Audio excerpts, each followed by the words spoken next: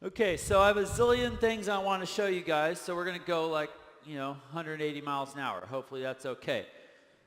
So this is basically my childhood in one slide. Yeah, okay. A couple of you guys can relate. That's basically the first home computer.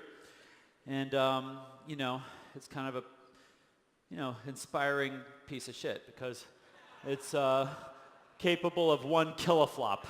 Right? So it's about as fast as a third grader at math problems. But this thing kind of lights up your imagination, right?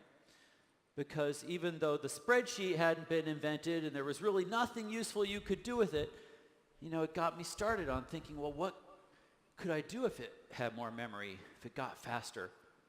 And eventually it did. I had that thing.